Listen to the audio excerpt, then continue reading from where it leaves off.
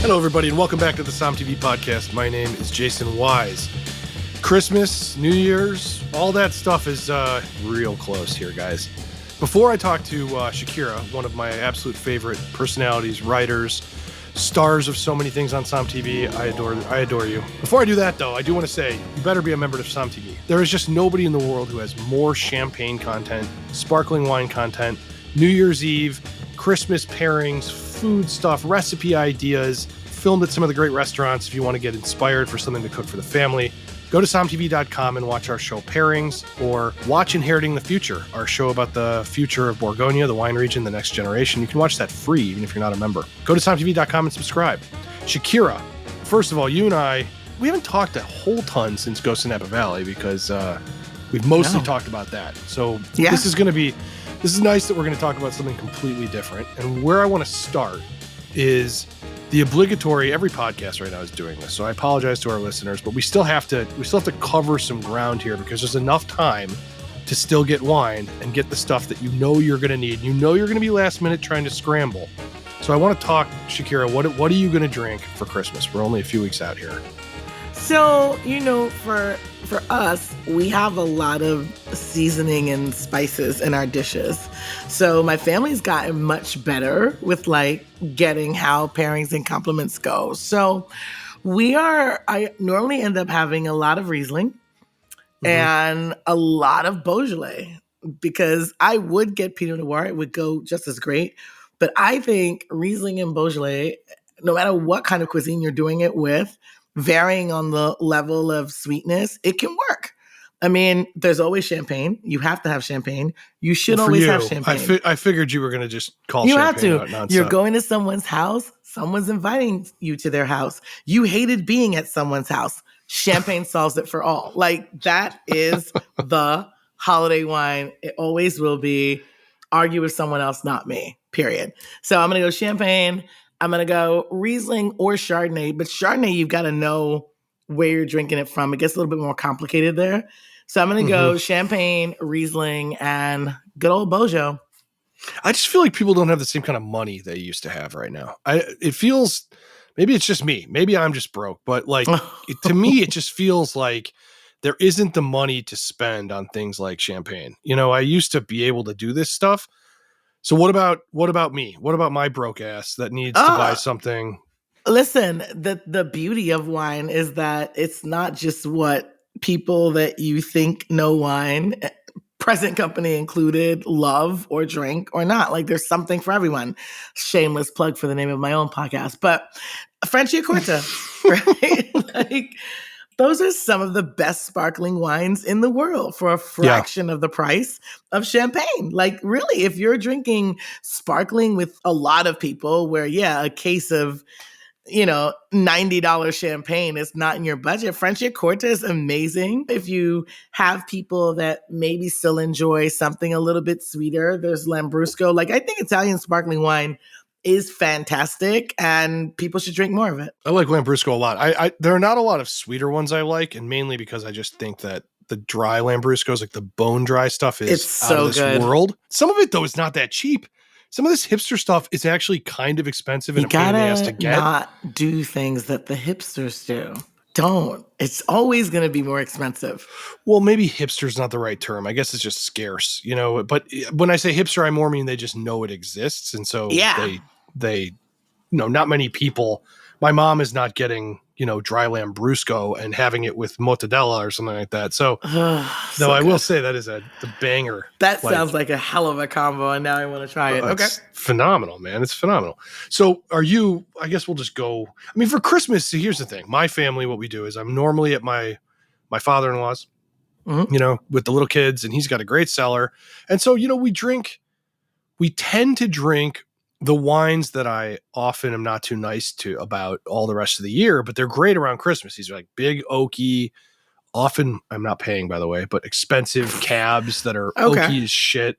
And honestly, they're kind of fun. They're spiced. They're almost like a cold mulled wine. Like a mulled wine. Yeah. But they are. I mean, the wines I'm talking. I don't want to call out any producers. We won't call them out, but yes. They are you need a glass of water with them. You can't just drink But them. that goes with if you're doing a traditional Christmas roast, that's fine, right? Like that works.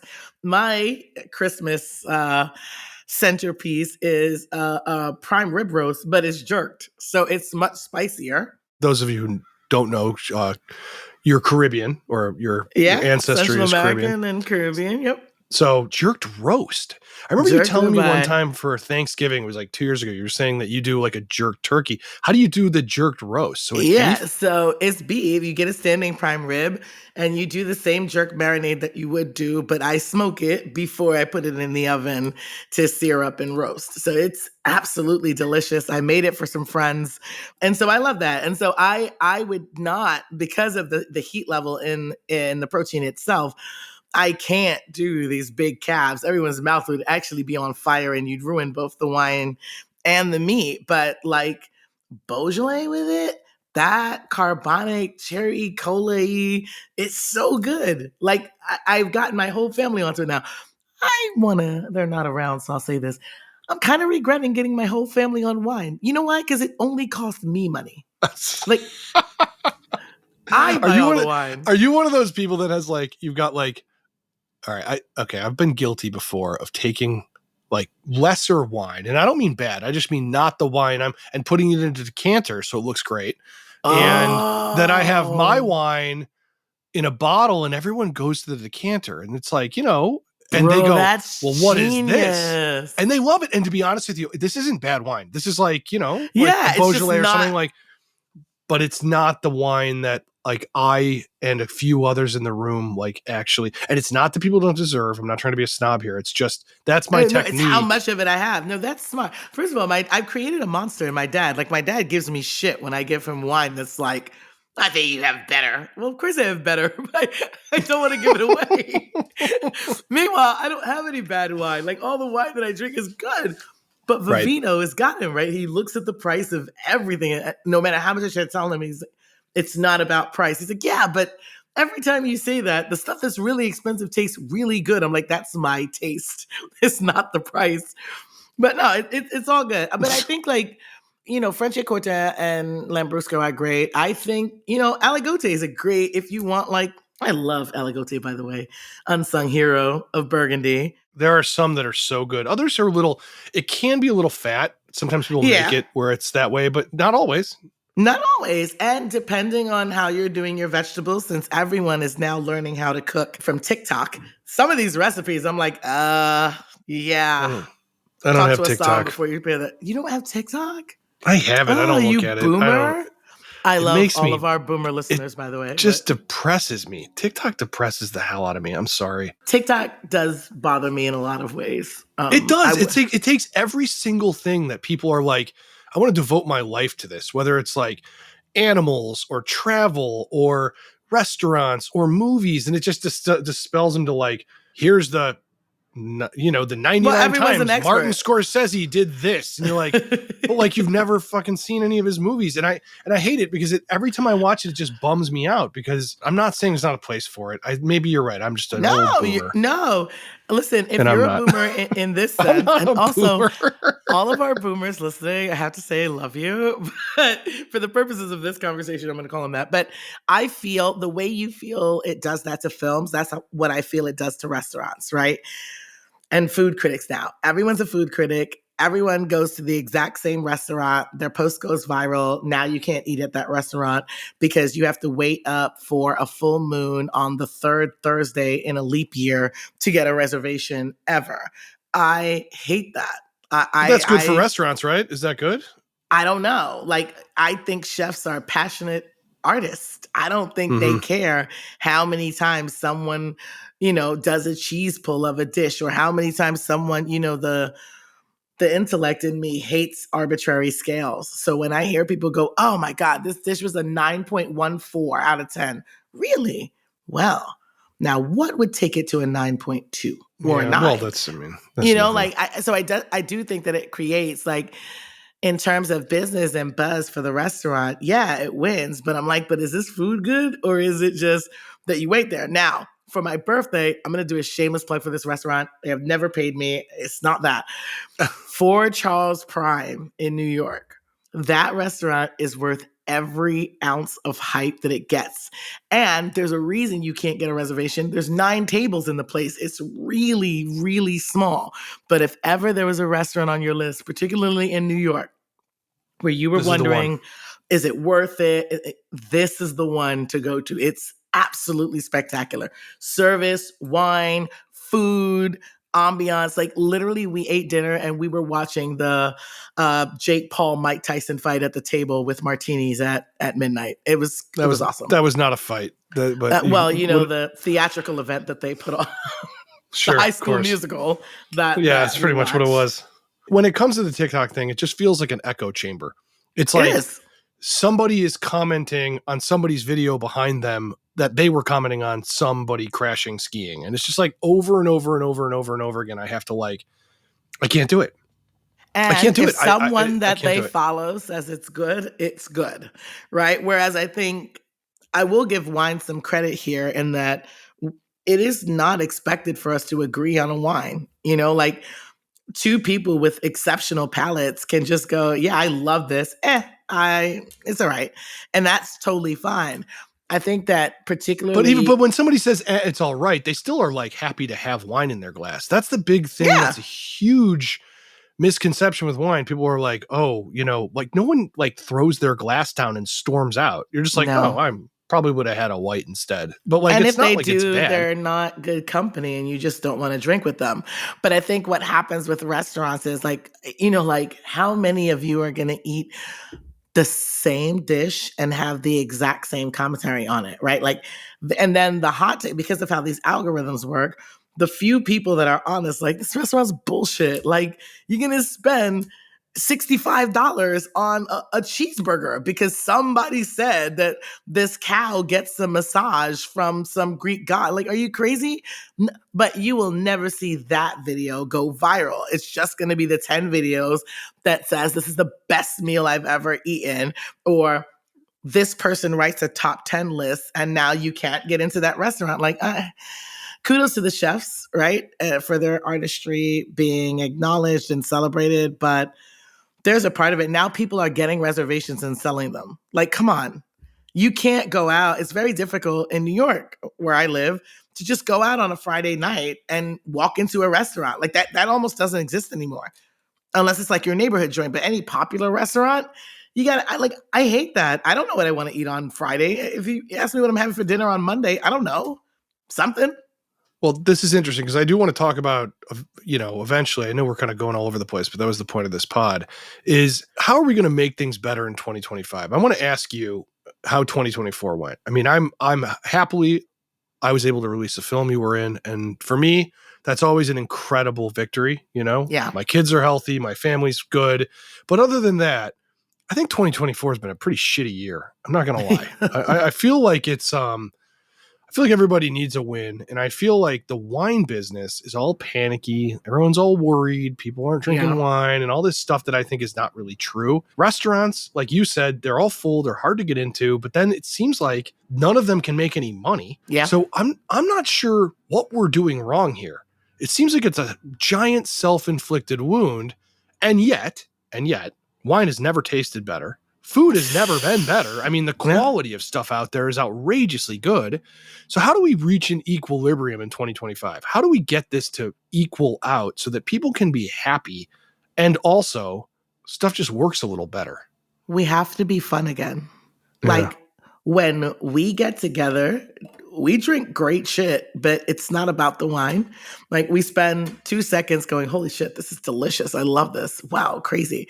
And then it's the jokes. It's the memories that we have about that night when we were all sitting together. And like, we just have to remove, like, it's not always like, I am a terrible influencer, right? Because when I do go out to dinner with my friends who are all very busy people, it's literally not the first thought of mine to whip out a light and film everything that I've eaten and, stop everyone from eating. It's disruptive. It's not fun.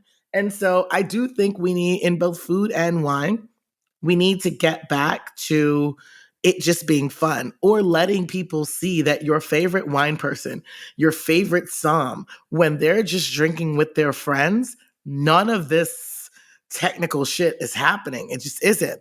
Like if the wine's interesting and there's discourse to be had, you have it. But that's why, when it comes to Spain and Portugal and the off the beaten path places, well, those are not off the beaten path, but the grapes that like it's not $100 a bottle.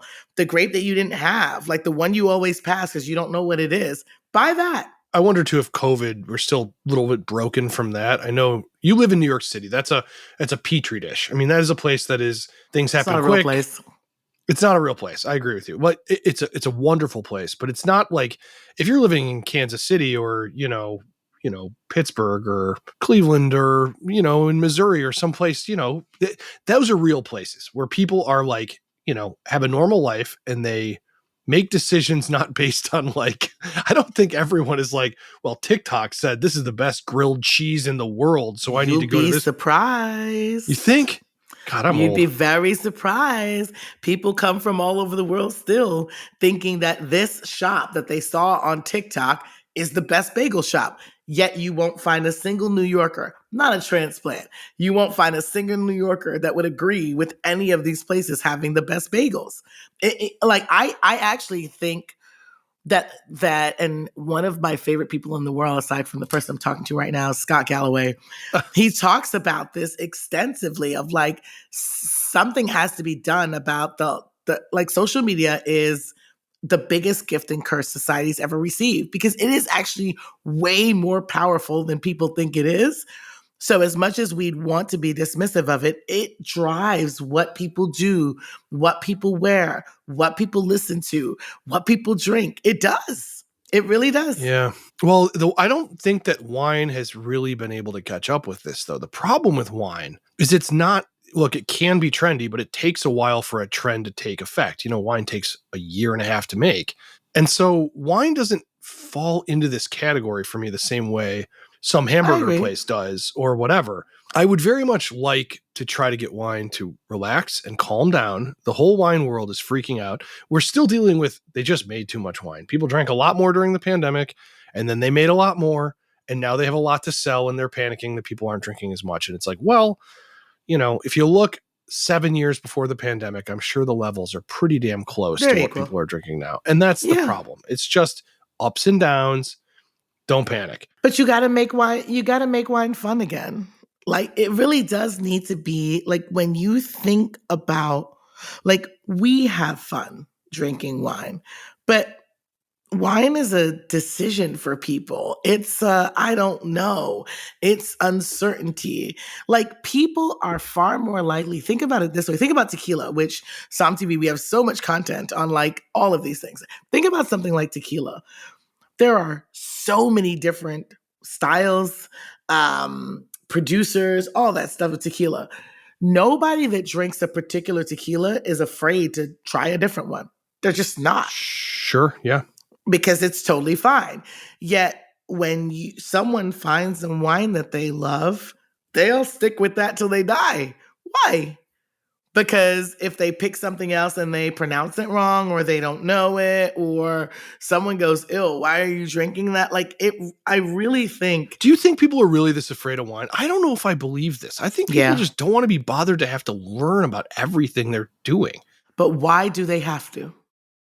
Because there's so much of it.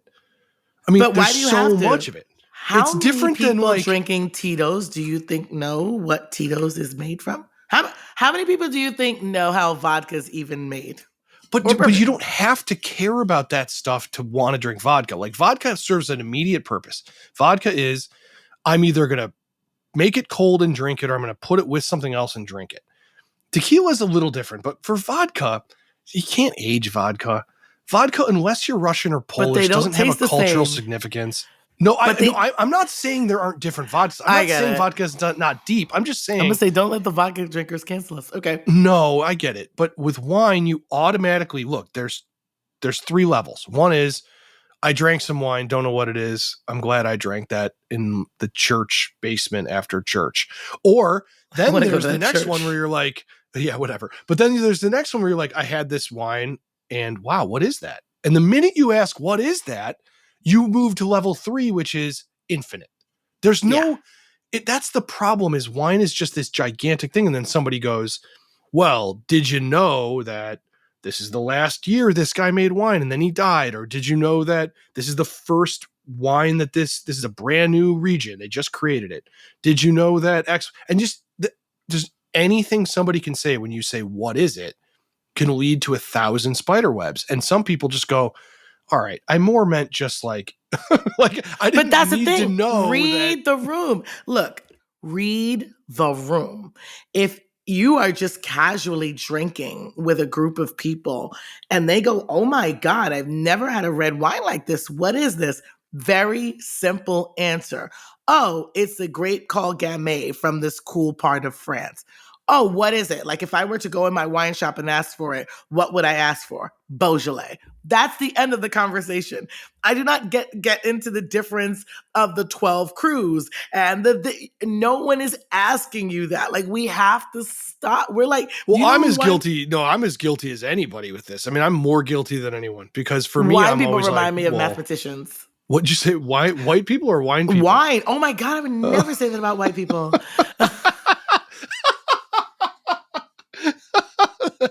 That's good.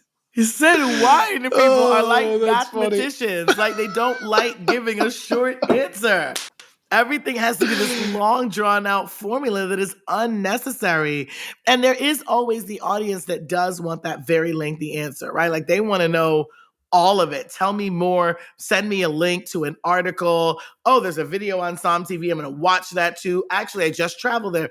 That's a particular person. But if you're just at a party and someone goes, oh my God, I don't even normally like red wine. What's this? Just give them a basic answer. But then their next question is, how much did it cost? How much did it cost? And then the problem is when you say it was $65, then they kind of go, well, why? Why would you say that? Why would you say it cost $65? Because you would, what my question to them would be like, well, this is a grape that's made by a lot of different people. So it can be as little as blah or as much as blah, but it's delicious. And if you like the way this tastes, you should try one. That's it. Like, okay, leave it fair. There. We go, and that's what I'm saying, like the make wine fun again. It's that. Like we have to remember when you teach kids about something, they are excited if you're excited. If you're boring them, they don't care anymore. That's a really good comparison because when I got brought into this world, everybody who was talking about wine was, in my case, they were going through a master sommelier exam, which, take your baggage with that or not, but at least they were passionate. They were so excited. They were so interested, and they were in a place that I think they wanted to teach me because they were learning.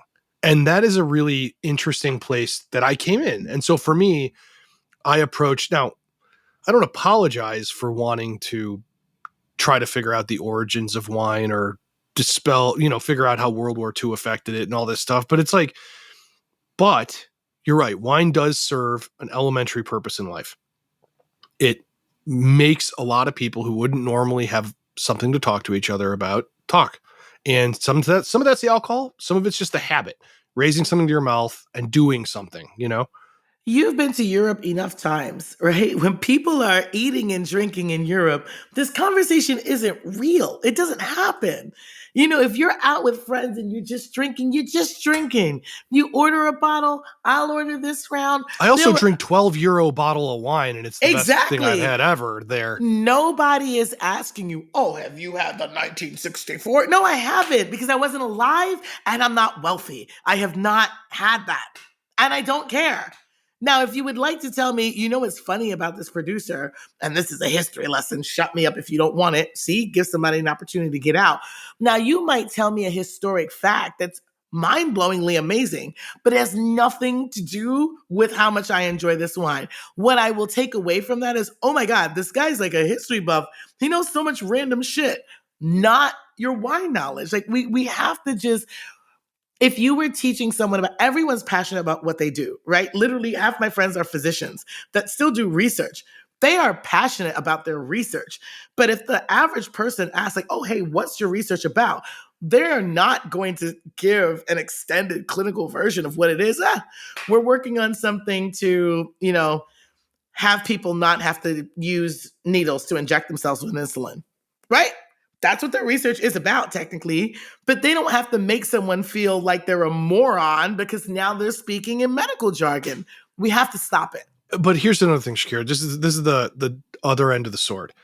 If you don't know the next level, you're not going to find the little producers. So the thing is, like, think about the Languedoc, or you think about Burgundy, or you think about, I mean, really, you can name any wine region, frankly.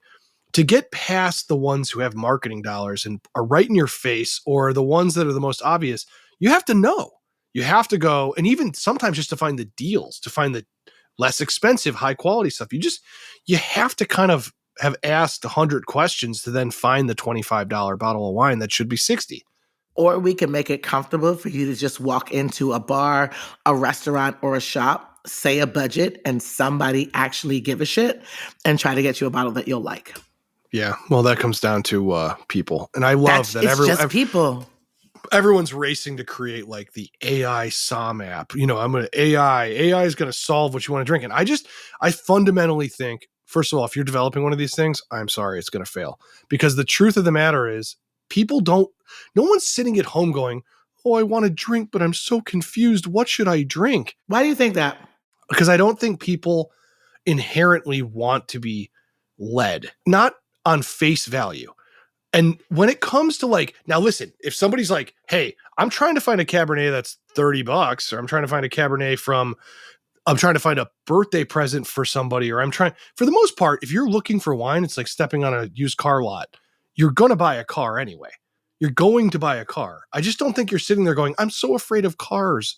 You know, I don't think it's that you're afraid of cars. I think it's a different point. I think and I don't think it's unique to wine, right? If you talk, I have friends with varying interests. You talk to car enthusiasts, right? They'll fixate on 1 year that they made this one car and this crankshaft was different. And you know what I mean? Like, if you talk to people that love fashion, they will tell you, oh, that scarf, I knew that was that designer right away because that's the only person that does those rolled edges. Well, if I like scarves, do I have to have that one? Yes, I do have a bunch of Hermes scarves because I love them. That's not the point. I like pretty patterns, right? I don't think if you love scarves and you love to wear scarves, you don't ever need to have a $500 scarf. You can just find scarves that you love. My grandmother had a collection of like brooches, right? Some of them were worth a ridiculous amount of money now. I've never thought about that because I just like the way a nice pin looks on a solid color sweater. I think it's beautiful and elegant. So there's no topic that you can pick where like someone isn't a crazy person about it. But the difference is, can you talk to fellow enthusiasts, fellow experts, and someone that has no idea? Like, think about wine the way you would think about anyone entering a room. You know film to a crazy level, right? I've heard you discuss shots and angles and all of these things. I have no idea what you're talking about, but you've never made me feel stupid. You've never made me feel like I can't be present and I can't take something away from the conversation. Well, here's something that I think film inherently is allowed to be more subjective in a way. I feel like with wine, when you get into professionals, they go, objectively, this is a good wine. And there isn't an acceptance to like, I just don't like it. And I had this conversation with Kelly White a couple podcasts ago. Well, I think it's just that it's very rare to find someone that's like, these are the films you like, you must be rich. But if there's certain wines and you know a lot about wine, there's an association that you have education, and there's things that are maybe not true, but they're associated with wine, you know, your wealth level. And but I agree with you. But I mean, trying to bring this sort of back, I think that you can go deep on everything. Wine, what I effing love about this beverage is that it literally has everything. There's a really great quote about cinema, and it's been said by many directors, but it's basically like, I love all art forms, right? But I love cinema the most because it has all art forms in it. And so the thing with wine, if you like culture at all culture is in wine. For real. I mean, it really is, but it also has science and it also has all of these other things. And that's why we're on like episode 250 of the Som TV podcast, because there is no end to any of this stuff. For me, I can't believe how much I have said, like, look, at certain points, I don't like a certain wine. And then 2 years later, I completely love that wine. and I was just wrong, or my palate changed, or whatever, or my budget changed, or just something changed. Or you had a producer, or the vintage you had of it first was absolute shit, and then you had a spectacular vintage of it and you loved it, right? Like it's me and That's Viognier, fair. right? I hated that grape. I had one from Israel and was blown away because Wait, it hold wasn't. on. Whoa. Hold on. You like I t- Viognier? no, I This is liked for the deep Viognier. listeners of the podcast who have heard our Yeah, this is earlier the argument OG about thing. Viognier.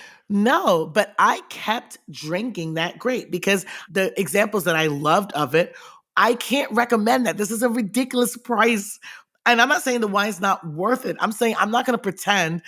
You said earlier, like New York's not a real place. And not to be political, but I Well, I think that agreed with in you. I this agreed with election, you saying yeah, it.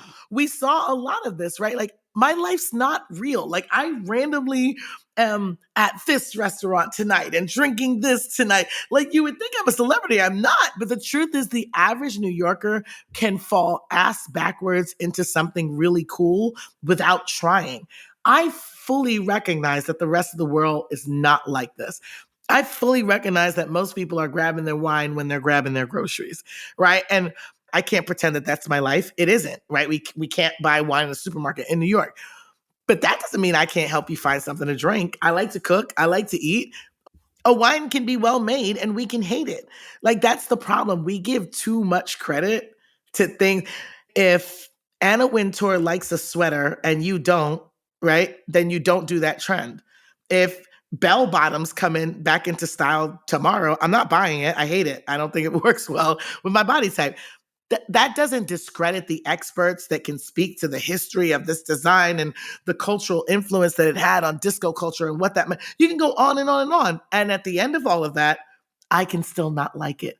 Why is that not okay in wine? Why do we have to browbeat people into going, no, this is great. No, seriously. No, shut the up. I don't like it. And it's cool. Open something else. Let's keep drinking. Let's go till we find something we like. Why is that not okay? As I've said before on a lot of podcasts, though, there's an element of, I don't want to say snobbiness, but the like exclusiveness that does make wine sexy. It makes people want to be a part of it because it's exclusive. But listen, I'm just talking about human psychology here. I'm not talking about what it should be. I'm just saying if you're one of the chosen ones and people are like, well, you know what you're talking about, you want to get in. You want to go like, I want to know about wine because that says something about me. And it says something about, look, I'm just saying that's out there as another thing with wine. I'm just saying that that's why people don't give a shit about it anymore. There are some clubs that you can buy into with just money, right? That's all you need. You have money, you can buy a Maybach, you can buy all designer clothes, you can buy your way into a lot of things. Wine is more than that. The snobbishness in wine is really, it's the shittiest bouncer at like a club that's like, okay, right? Half of these people that are determined, like God knows, I've met some of the most amazing people through wine. People that are really wealthy, yet when you talk to them, they're kind, generous people that truly want to share something that they love with other people. No different than a world-class chef will go and cook after a hurricane because that's a gift that it's not meant for them. It's meant to share. Have you ever met a snobby winemaker? No, because they want people to drink their wines. I'm telling you, I will stand on this. The problem with wine is the people that enjoy wine, that want to keep this thing that no, you can't get into it. Doesn't matter how much money you have.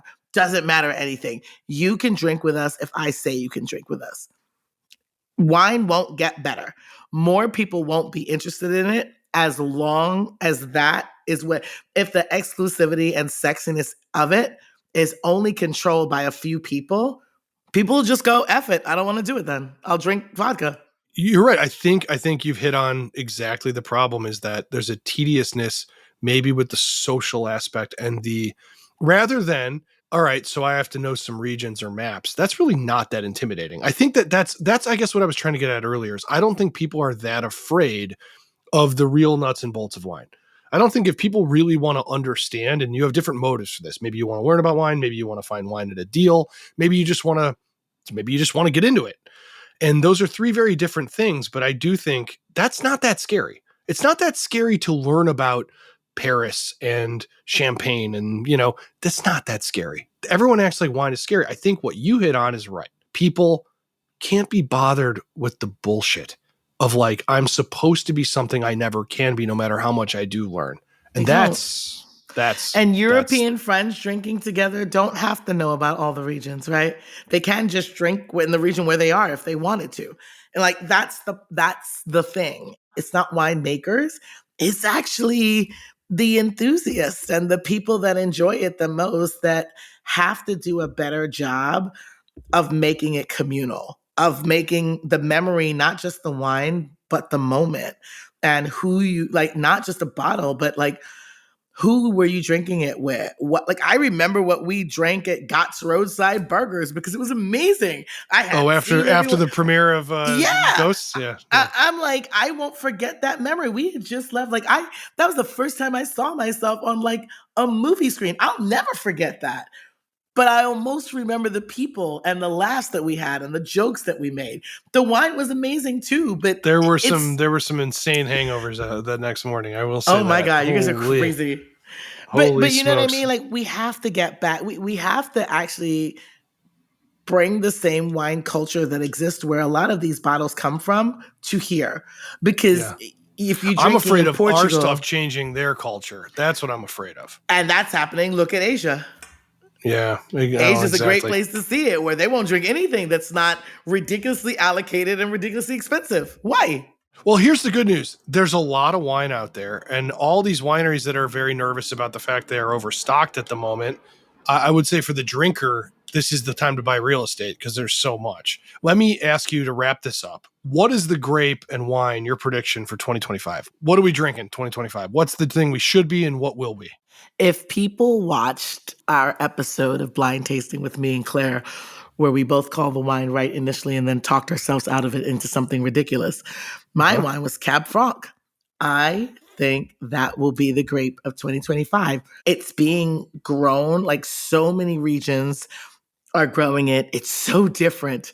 I mean, you want to have some fun, go and buy a bottle of Cab Franc. Don't go over $30 from 3 different places and see how different the exact same grape can be. That's a wine that people can have fun with. They can drink it from all around the world and not break the bank and really, really enjoy. And if they want to learn about the nuances and differences in wine, that's a great grape to start with because it's quite distinct. You can actually... It's not the hardest thing to blind taste, says the person that got it wrong. But I think like it'll be grapes like that, where people entry level can drink great examples of it without breaking their bank. That's my call for 2025. It'll be grapes like Cab Franc, and it'll be wine regions like Chile and Argentina and, more cool shit coming out of Spain and Portugal. It'll be that stuff because the truth is, I'm having a hard time getting some wines that I like. And I have endless connections and live in New York. It's getting crazy. So, we're going to have to push past it. And I think Cabernet Franc is a great, great grape to do that with. Love it. I'm going to choose for mine. I'm going to take a white wine from Italy, and I'm going to take Arnase. I want to drink a lot more Arnase in 2025. It is a wine that, what I like about it is I find it would be an astounding thing to be a wine that got really expensive because it's not that kind of a grape. And yet it's got a lot to it. It's a very fascinating, interesting, very drinkable, easy, and also good to think about if you wanted to. So I love Arnase. That's mine. So Cab Franc and Arnase, I could drink those two all year next year. Those are also good holiday wines if you get your hands on them. Yeah, that's true. They go well with food too. It's quite good, not too expensive. Look at us coming up with a solution. We're fixing all these problems. One glass at a time. Something like that. Well, Shakira, I just adore you. I know we're off the rails on this pod a little bit, but it's good to just set the table and just talk. So Thank you. Thank you. It's always a joy being here. This was awesome. I love it. Well, thank you, Shakira. And I want to tell everybody here, please go to SomTV.com. Right now, you can watch our original show, Inheriting the Future, original documentary for free, whether you're a subscriber or not. We have new stuff coming every single week. So if you check right now, you will find the history of food, You will find closer look episodes at virtually every region in the entire world, all over Europe, all over North America and South America. Check that out if you want to learn or just dabble in where to go if you travel to those regions. All right, all. Have a great Christmas and drink something great. All right, all. Be safe.